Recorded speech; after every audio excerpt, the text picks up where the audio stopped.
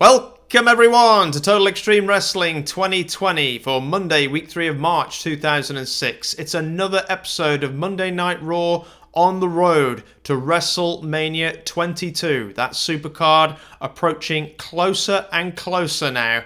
And our WWE champion with a tremendous 99 segment rating for this one. Edge knows that John Cena is coming.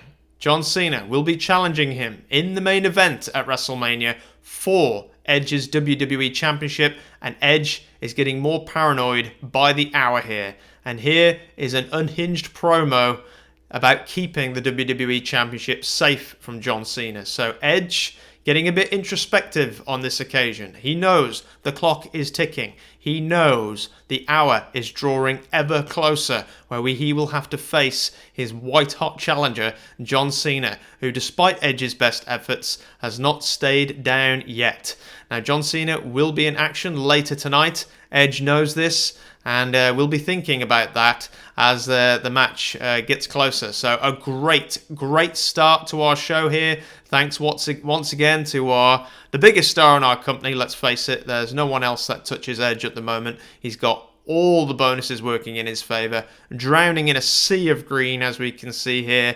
But I'm not just talking about bonuses, folks. I'm talking about money, because this program definitely worthy of being our WrestleMania main event with heat like this. So great stuff to open the show. But as we move on to our next segment, it is important to state here the aim of this episode. So in the past, we've had episodes focusing on a certain theme, if you like. We've had episodes showcasing our mid-card, episodes showcasing our tag team division, giving our upper carders a little bit of a break. On this occasion, the episode will be focusing on the women's division a little bit more. Now, what do I mean by that? Essentially, the match that we knew Trish Stratus was going to be having on this show, a 6-woman tag team match that she had to find some partners for, has been changed a little bit. This match will now be your main event for Monday Night Raw, but in order to accomplish that, I felt we had to make a little bit of a change. We need a little bit of star power in here, but I quite like the little change that we've made to this story, because I think it makes perfect sense if you think about it. So as you can see, it is Lita here on the screen joining Victoria's crew, saying that she still runs this place. She still runs the women's division, and she will beat Trish Stratus in order to prove that fact. So the situation here, of course, as we know, Trish Stratus has been very vulnerable in recent weeks. She's lost control of the women's division, if that's the way you want to put it, and there's been chaos in the women's locker room as a result of various faux pas, let's say, that Trish Stratus has committed in recent times. And let's face it, folks, Lita's no fool. She's been at Edge's side, helping him to retain his title against John Cena, and really helping heat up our champion, our WWE champion. But Lita, as we said, is a canny operator. She has got one eye on the women's division at all times. She's no fool. She knows what's going on, and she sees Trish here at her weakest. The whole locker room has turned against her. And Lita, when it is her time to strike, to come back and to put her name in the championship contention and the women's division once again, will need to be ready. And she has seen an opportunity here. Like a shark smelling blood in the water, she is coming for a piece of Trish Stratus, when Trish Stratus, as we said, is at her most vulnerable. So Victoria and Jazz, we've knocked Ivory out of this match, and we are replacing her with the Rated R Superstar's girlfriend, confidant, manager, whatever you want to call her. She is also a very important member of the women's division as well. So Lita will be in action in the main event tonight, facing Trish Stratus and whoever she can find to partner with her in this huge 6-woman tag team match alongside Victoria and Jazz, of course. So there it is. That is the setup. The women's main event, as I said, will be the final match on this show, and plenty of time to build towards it, so good luck to them. But before we get there, there's a lot more still to come, and we've got CM Punk arriving to the building. And if you remember the last time we saw CM Punk, he was once again talking with Triple H. These two have been talking for what feels like maybe months at this point. These two men kind of seen together at various times on Raw.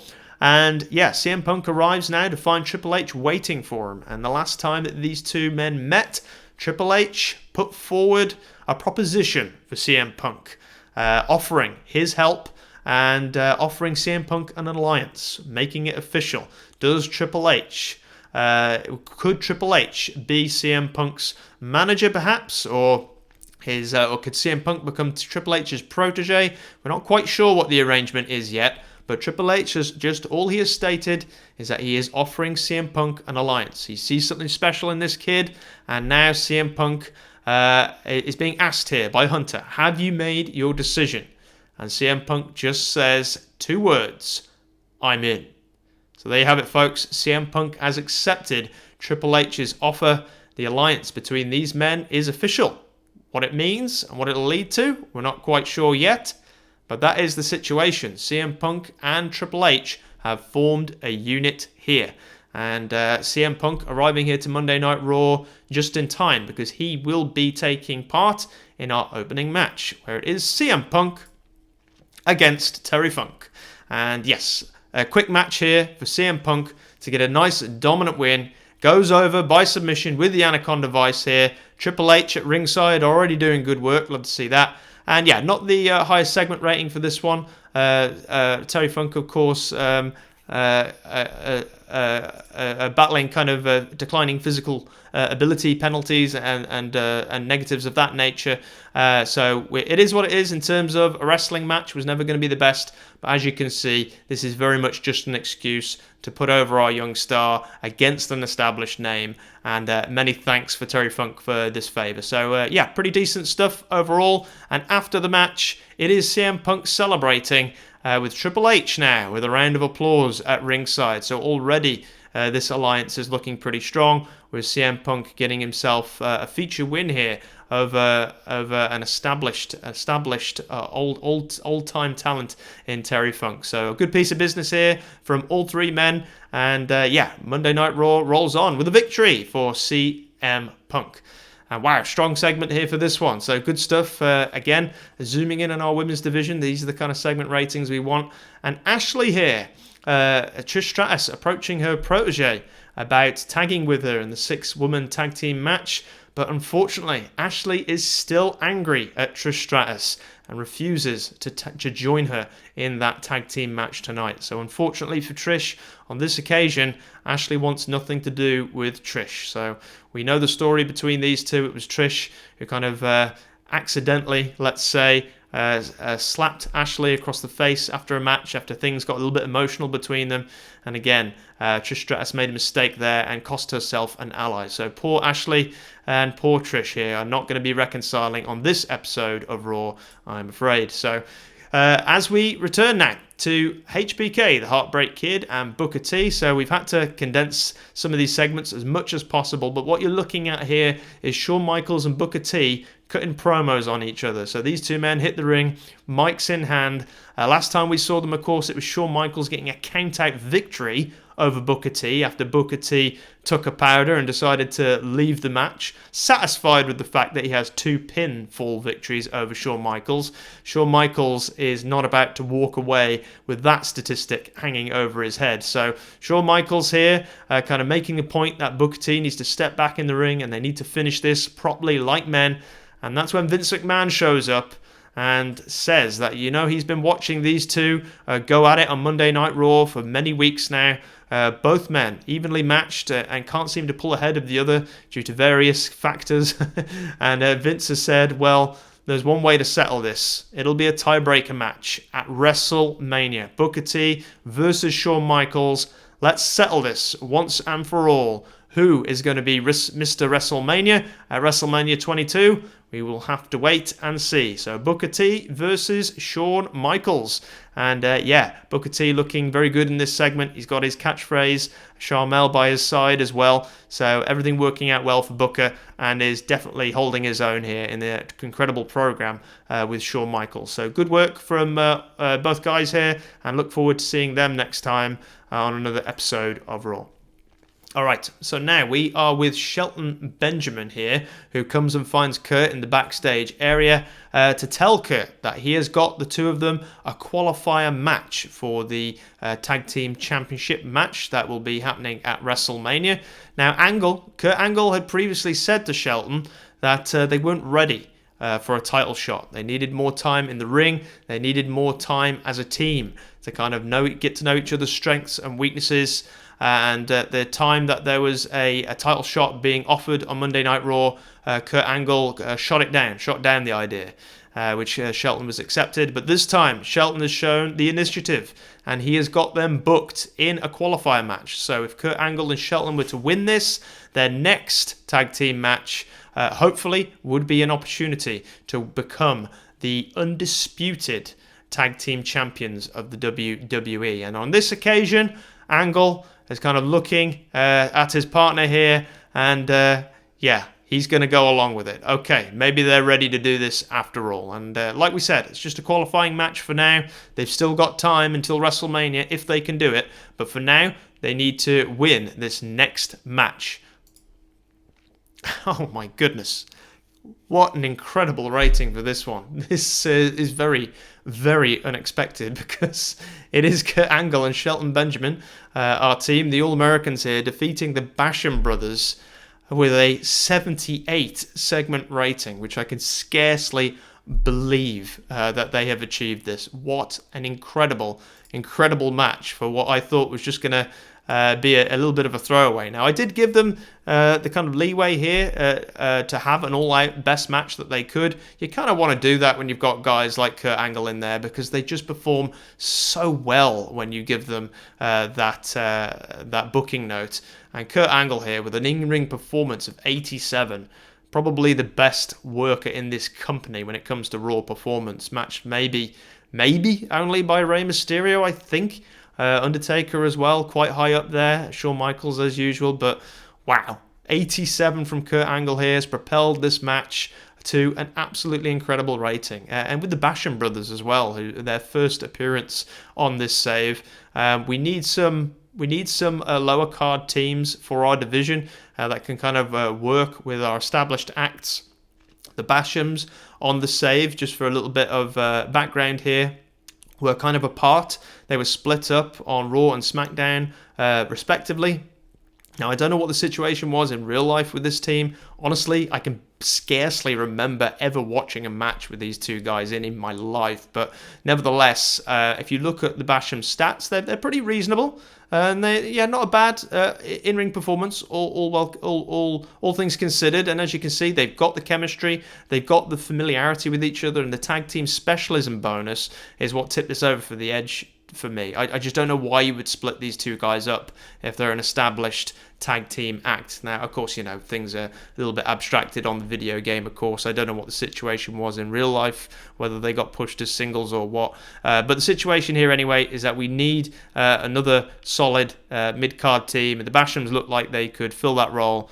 And I tell you what, well, when Kurt Angle's in the ring, at least, they've certainly done what we needed them to do. So it is Kurt Angle and Shelton Benjamin getting the win here in a really, really impressive match.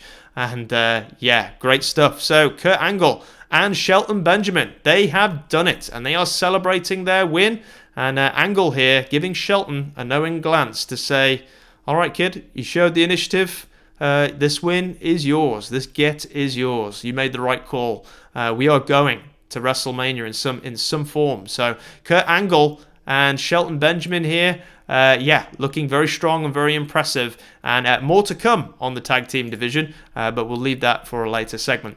So it is Armando Alejandro Estrada here, alongside his man Umaga, and he is giving Mick Foley another stern warning after Mick Foley stuck his nose in Umaga's business once again as he made the save. The last time Umaga was in the ring, of course, he destroyed the Sandman. Mick Foley came to the rescue once again.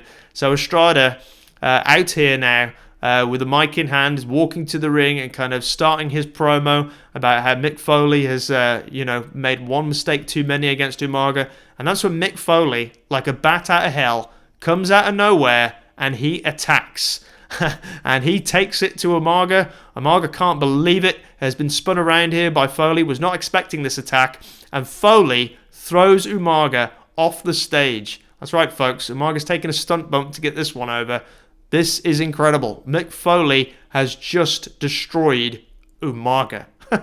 If you can honestly believe it, Mick Foley just knocks Umaga off the stage. Goes through a table, we could probably assume, or something like that. Estrada can't believe it. He's down there trying to help his man up and get him out of there. And Mick Foley, standing tall, the first man to properly wound the Samoan Savage is Mick Foley.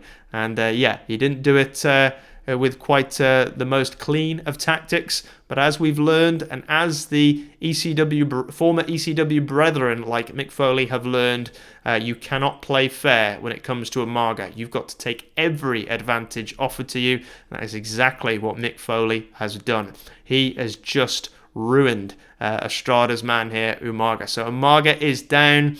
This is the first time we've seen this man feel pain and someone really get the better of him. So there you have it. Pretty strong segment rating for this one, considering the overness of some of the competitors involved. So good stuff here from Mick Foley and Umaga.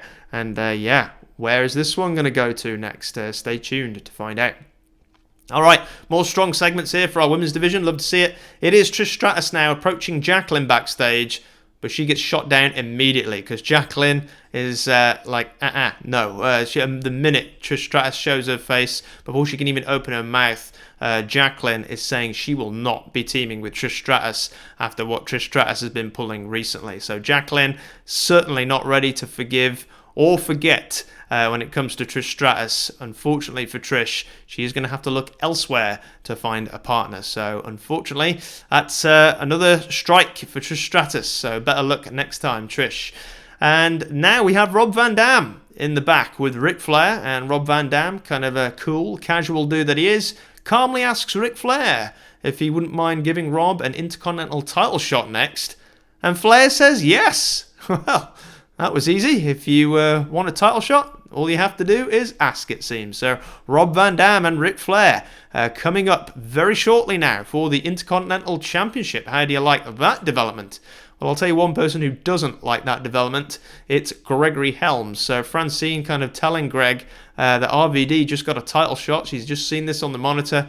And let's just say that our boy Greg doesn't take this well. So Gregory Helms here still wound tight as a spring on Monday Night Raw, and very upset that RVD is getting an Intercontinental title shot over himself after Helms has been kind of asking Ric Flair for a shot at that belt for a very long time now, months in fact, and has had to jump through all different hoops to try and satisfy Flair's whims, and hasn't been happening for poor Greg. So Greg not very happy with this, but the match is coming up next, whether he likes it or not. Oh wow, another strong rating, really strong. Man, this is incredible. Rob Van Dam here with a performance of 73. Ric Flair holding his own here as well. The Intercontinental Champion actually defending his title here against Rob Van Dam. But it is by disqualification. And come on, folks, you know the reason why. Rob Van Dam and Gregory Helms. Now, we saw them kind of against each other last time. I did screw up, actually, in one of the notes I made about that match. I actually put the wrong person going over in that match. It should have been Gregory Helms, I think, getting disqualified when Flair attacked him. So I made a slight mistake last time. And poor Greg had to job to Rob Van Dam by DQ. But oh well, we know Greg can take these things. in real life, if not in kayfabe. But on this occasion, it is Gregory Helms tripping up Rob Van Dam from the outside here, drawing the DQ. And it's not that he has a huge issue against Rob Van Dam necessarily. He's just a spoilt crybaby and wanted to upset Rob getting the shot. So Greg Helms here has interfered and cost Rob Van Dam the win. And Ric Flair here irate that Helms has stuck his nose in once again. But, you know, Rob Van Dam, he's a cool dude, smooths it over with Francine. And, speaking of which, it is Francine alongside her man Helms here, as Helms just goes off the deep end. This is the last straw, says Helms. He picks up a mic, he gets in that ring, he sticks his finger right in Ric Flair's face and says, "That's it, Flair, I want my title shot." He wants his title shot right now, says Helms. And Flair, he's not going to let this go, is he? So Flair looks around, shakes his head. He has a quick word with Francine. And okay, you want a shot at the Intercontinental title? You want a shot against the Ninja Boy? Then you are going to get it at WrestleMania. So Gregory Helms cannot believe it. Finally, his wish is granted. All he has to do now is hold up his end when we reach that supercard WrestleMania. It will be Ric Flair versus Gregory Helms at last for the Intercontinental title. So finally, even though he had to be a right baby about it, our boy Helms finally got what he asked for. So good stuff from those two. Okay, next we have Trish Stratus back again, this time asking Maria for help in a 6-woman tag team match tonight against Victoria's crew, Lita and Jazz, of course, alongside her.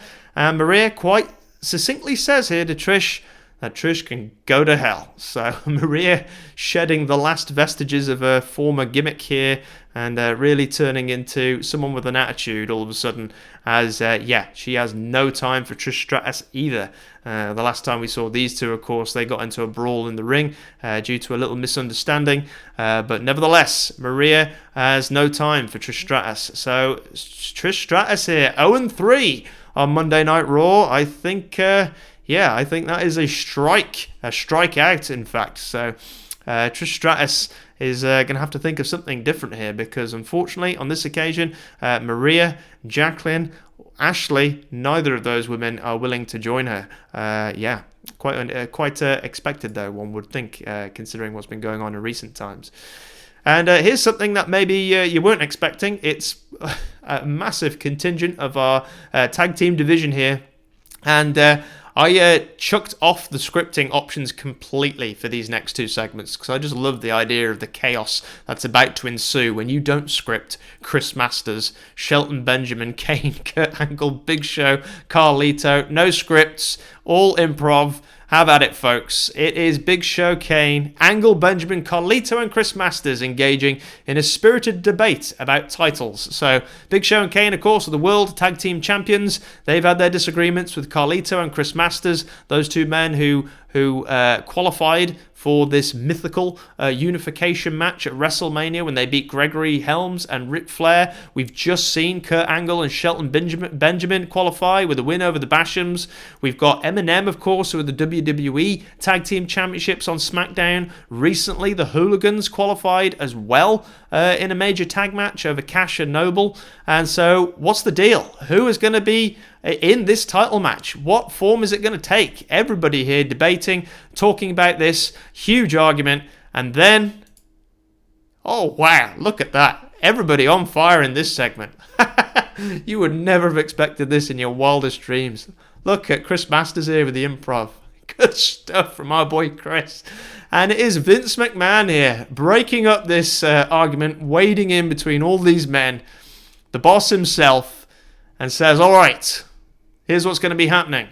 The unification match at WrestleMania is now a 5-way ladder match. You, Big Show, you, Kane, you will take your World Heavyweight Championships, Tag Team Championships, you will hang them above the ring alongside Eminem, who will be doing the same with their title belts. And then you, the All-Americans, you, Carlito and Masters, will face Eminem and the Hooligans. All teams versus each other A 5-way ladder match, 5 teams, 10 men. Who will come out on top? Who will be the undisputed tag team champions after that match is over? And the room goes quiet. Big Show looking at Kane. Kurt Angle looking at Benjamin. Carlito looking at Masters. They know the score now. Ladder match. 10 men. Who's it going to be? Can't wait to get to it to find out. Oh, wow. Well, Edge came out with the 99 segment rating at the top of the hour.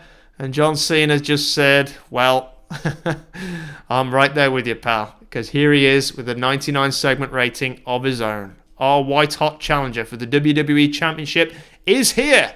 And he says the match that he's got coming up next against Trevor Murdoch is just a sneak preview of what he will do to Edge at WrestleMania. So John Cena looking very confident here and sounding very confident by the looks of this rating as he heads ever closer to his main event, WrestleMania main event championship match with Edge. So another tremendous promo here from John Cena. And yeah, I'm not sure this storyline can take much more of numbers like these. It's going to break the scale. So really great stuff.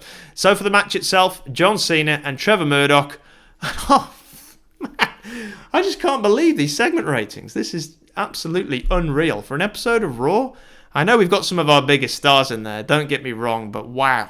Everybody came to play tonight. This is absolutely incredible. So in a match with good heat and decent wrestling, it is John Cena getting a fast win over Trevor Murdoch by pinfall with the FU there. And just a couple of notes that I want to highlight here. So we've got interference from Edge and from Lance Cade factoring into this decision as well. So yeah, how do you like this, folks? Edge and Trevor Murdoch's partner, Lance Cade. Edge was kind of directing traffic here at ringside, doing everything in his power to upset John Cena in this short match, trying to distract him, getting Lance Cade to kind of pummel him on the outside while the referee was distracted, you name it. But unfortunately, Edge just got into his head just a little bit too much on this match, and it was both Lance Cade and Trevor and Edge kind of inadvertently hitting Trevor Murdoch and bringing this match to a premature end when John Cena hits the FU and goes over nice and strong. An 81 segment rating for this. Truly incredible work from everyone involved. And yeah, I know we've got our two biggest stars in the match. I'm sure that's going to help. But nonetheless, good stuff here from Trev, putting over our main man, John Cena. Oh, man. Oh, our third segment rating, 99. Wow. Maybe if Edge had not struggled going off script on this one, we could have hit that mythical 100. Who knows? But you know what? I like the symmetry of that. 99999. Yeah, it's Edge. Crestfallen at Cena's win here. And he retreats, clutching that WWE title in paranoid fashion. John Cena making belt signs from the ring here on the top rope. Oh, man. This is heating up. John Cena and Edge. Oh, just a couple of episodes of Raw left, folks, if you can believe that, until we get to this match at WrestleMania. Wow. Oh, I can't wait. Absolutely incredible. And here's another one I can't wait for. We didn't have a tremendous amount of time to dedicate to this one on this occasion, but this one got a little bit more focus on a previous episode. So we're keeping it short and sweet here. Very sweet by the looks of this segment rating. It is Hulk Hogan and Jerry Lawler going face-to-face now on the microphone. So Jerry Lawler here talking about his time working in Memphis as a legend in his own right, a bona fide wrestling icon just like Hulk Hogan. And then Hulk Hogan firing back at Jerry Lawler, says, "You're not a bigger star as Hulk Hogan, and you're taking a shortcut, Jerry, to reach WrestleMania when I held an entire company on my back. You don't want it this way, Lawler." And ultimately, this comes down to Jerry saying to Hulk that if you don't accept my challenge, Hulk Hogan, then you are a coward. I will get to WrestleMania with you or without you. Over you, preferably. And Hogan here says, "You know what, Jerry? You won't like Hulk Hogan when he's angry." And yeah, he accepts the challenge. It is Icon versus King. The king of pro wrestling. Who is it going to be? We will have to find out when Jerry Lawler faces Hulk Hogan. Wow, what an incredible match that one is looking to be. Well, at least from a storytelling standpoint anyway. We'll probably check our expectations at the door when it comes to the segment rating. But nonetheless, Trish Stratus is back. And yes, folks, she's desperate because she has spoken to 3 women tonight and failed to get any sort of partner for her main event match against Victoria's crew, Lita and Jazz as well. And Trish Stratus now has only one person left to turn to. And you know who it is. And you know she is more than happy to accept when Trish Stratus comes knocking. So in a fit of desperation here, Trish Stratus thanks Mickie James for agreeing to tag with her tonight. And Mickie James over the moon, kind of hugging Trish here that they're going to be tag team partners once again. And Mickie just saying to Trish, I'm yours. And a nice awkward kind of silence here between these 2 women as those words settle in. And Mickie James says, let's go.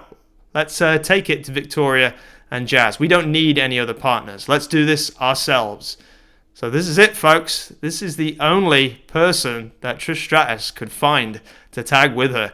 Mickie James and Trish Stratus are going alone here against Victoria, Lita, and Jazz in our huge women's tag team main event. It has now become a handicap match, but nonetheless, it is Trish Stratus and Mickie James working together here.